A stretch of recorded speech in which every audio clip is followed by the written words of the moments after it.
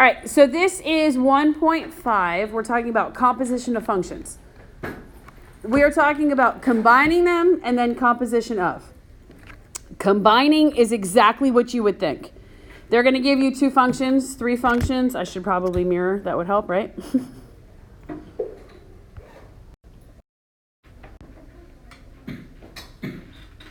Oops, I'm in. Okay, back in business. Here we go. See how they give us 2 functions here at the top? F of x and g of x. And then they're asking us here to add them, to subtract them, to multiply, and to divide. When you add, subtract, multiply, and divide functions, and they have you leave it in terms of x, meaning there's a f of x, g of x, something like that, you're literally just combining like terms. It's really and truly that simple. So let's look at this first example here. I think the first example is over here. It can be written either way. Do you see how it can be together, f plus g of x, or it could say f of x, g of x. It could say f minus g of x, or it could say f of x minus g of x. Do you guys see that? All right. If they are asking you, in this first example, they're saying to do what? Find f plus g. F plus g of what? X. So I'm going to do this problem 2 different ways. I'm going to do f plus g of x, and over here I'm going to do f plus g of 2. On your test, you're going to have 1 or 2 that you have to do this way, and then 1 or 2 that you have to do with a number. You guys are going to prefer the ones with the numbers because they're easier. All you're doing is literally plugging in numbers. And here, you're plugging in x. This means leave your answers in terms of x. Your answer will have an x in it. So, take the f function, which is 2x plus 1. Agreed? Okay, plus, what's the g function? X squared plus 2x minus 1. We good? Now, guys, if you're adding these 2 together, this is adding polynomials, which you did in Algebra 1 and Algebra 2. What's the highest exponent you see? 2. So I have x squared, right? Then I have 2x, and 2x gives me 4x. So plus 4x, and then I have 1 minus 1. 0. Crosses out. So your answer to f plus g of x is x squared plus 4x. That's it. No. You're just combining these 2. You're adding them. So if over here you did the same thing, but instead of x, what do they want you to do? Plug in 2. So I'm going to do the exact same thing. I'm going to write down the 2 functions. 2x plus 1, 2x plus 1, plus x squared plus 2x minus 1, right? Now, instead of x's, what do they want me to do? Plug in 2. So that's literally what you're going to do. So in this first parenthesis, it's 2 times 2 plus 1. And the second parenthesis, it's 2 squared plus 2 times 2 minus 1. And just simplify. What's 2 plus 2 times 2? 4. And then 4 plus 1 is? So I have 5 plus, what's 2 squared? 4. What's 2 times 2? So 4 plus 4 is 8. 8 minus 1 is? And what is 5 plus 7? 12. So f plus g of 2 is 12. That's the first part of this lesson, combining, when you're adding, subtracting, multiplying, and dividing. Super easy. If I go down here, how is this one a little different? What are we doing here? We're subtracting. I urge you guys to keep everything in parentheses. If you notice, I wrote the first one in parentheses. I wrote my f function, which is 2x plus 1, and I put it in parentheses, minus my g, which is x squared plus 2x minus 1. Why is it important for me to keep my minus sign separated from my 2 things? Because you'll think of the x squared is going to be Because, yes, that negative sign, that's a negative 1. That negative goes to everything in the parenthesis behind. If you don't put stuff in parentheses, you guys are going to forget to distribute, and then it changes your answer. So this is really 2x plus 1. And then when I distribute, it's minus x squared minus 2x plus 1. Agreed? So our answer here, f minus g of x, is, well, what's the biggest exponent you see? So it's negative x squared. Then what? 0. Okay. 2x and negative 2x cross out. Good. And 1 plus 1 is? 2.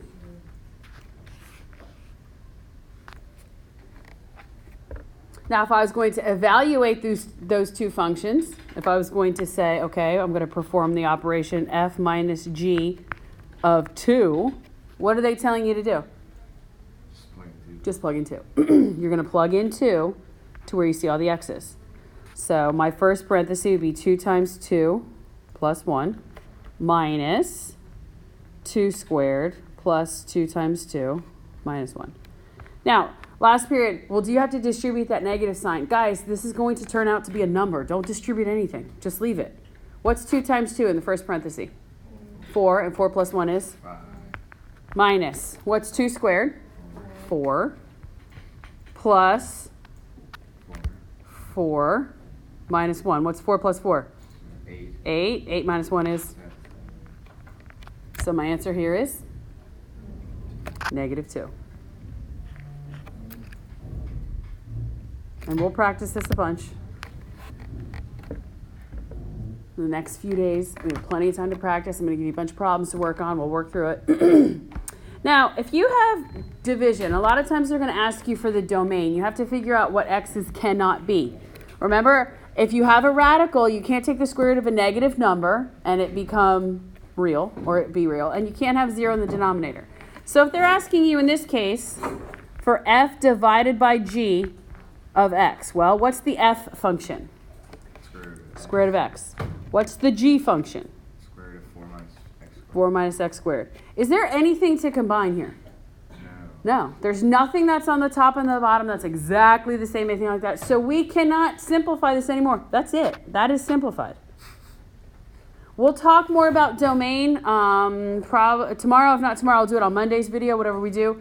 But there is a restriction here. Can I just plug in any old number I want to? No. No. Because in my numerator, it has to be what? More than 0. Got to be greater than or equal to 0. The denominator has to be what? Greater than or equal to. Greater than 0. Top can be greater than or equal to. Bottom cannot be equal to. And we'll talk more about that later. All right, what is this asking you to do? Find the product. Good, you're multiplying. So guys, literally, you're just saying, okay, f of g of x. Well, what's the f function? X squared. What's the g function? X minus 3. How do I find the product? Yeah, that's it. What's x squared times x? X cubed. What's x squared times 3? Negative 3? Negative 3x squared. That's it. If they said f of g of 2, you would plug in 2 for the f, 2 for the g, multiply the numbers together. Very, very basic concepts. Very, very easy to make mistakes if you are missing negative signs and stuff like that. But let's look at this next part. This is the part that will give us a little bit of trouble. It's a little different from what you've seen. So we're going to talk about this. This is called composition of functions. This is when one function you're going to place into the other one. You're not adding them or subtracting them. You're actually physically placing one function into another. So the notation for that is this. Guys, that does not say fog. That's also not f times g. That's an open circle. That means f as a function of g. You can write it either way. You can write it like where it looks like fog, or you can write it like it does the left, f of g of x. You work always from the inside out. I've told you that. So what this is asking you to do is asking you to take the g function and plug it into the f. Now this is a fairly simple concept, but it's really easy to make mistakes. So I'm going to show you what I think is the easiest way to do this without getting yourself confused. We'll talk about when x is 0 and x is 1 in a second. But the first thing I want you to do is look at what this is saying. F of g of x. Work from the inside out, from the closest to x outwards. So what this is saying is take whatever the g function is and plug it right there into the f. So write out the f function. What's f? X plus 2? X plus 2. And what's g? 4 minus x squared. 4 minus x squared, right? So what this is asking you to do is to literally take the g function and plug it in to the f. where you see the x. So I'm going to say, instead of x, I'm going to write 4 minus x squared. And then what's the rest of the f function? Plus 2. Plus 2. Couldn't you do x, in parentheses, 4 minus x squared plus 2? You don't want, you're replacing that x. You are replacing this x here with this whole expression. You're taking one expression and putting it into the other one.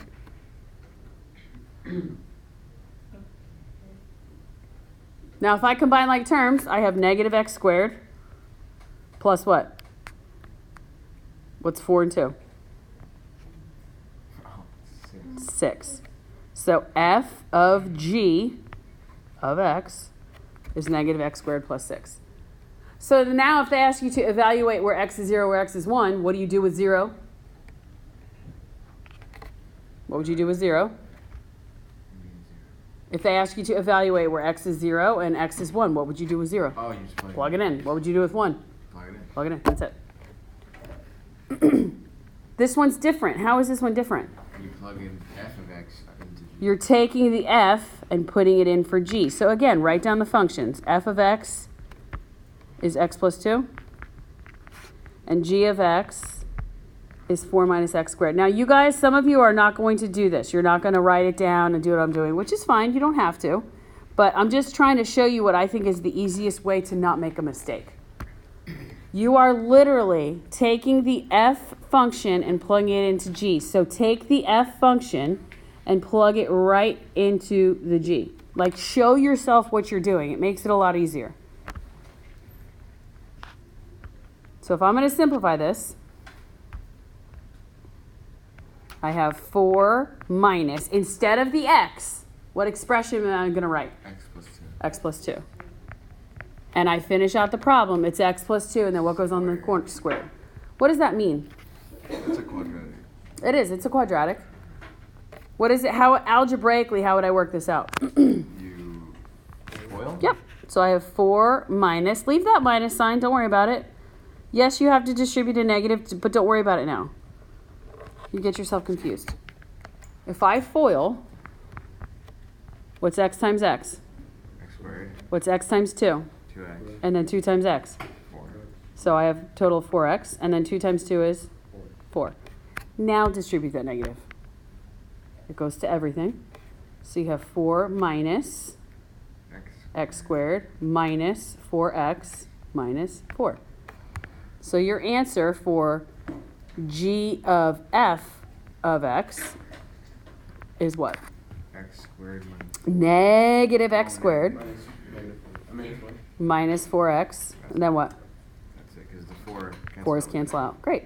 So if I asked you to evaluate that where x was 1, what do you do with 1? Plug it in. Plug it in. That's it. We'll talk about, like I said, we'll talk about domain more next week. But I want you guys, write this down. We're going to do another problem.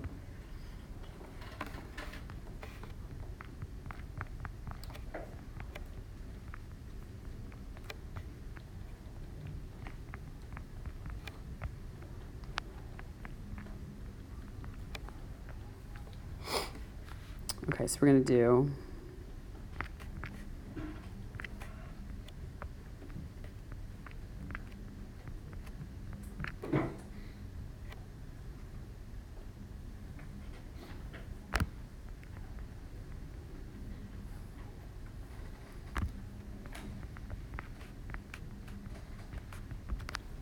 okay, you will see this on your test.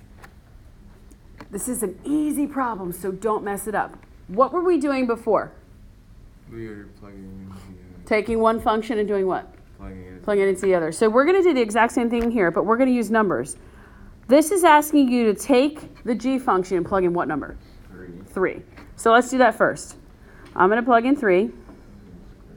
Oh, I picked a bad number, but that's okay. 3 squared minus 9. So 3 squared minus 9 is 0, right? Because 9 minus 9 is 0. So I found out that this was 0. So what do you think I do with 0 now? You plug it into the f. You find out what this first one is, then you take that answer and plug it into the f function.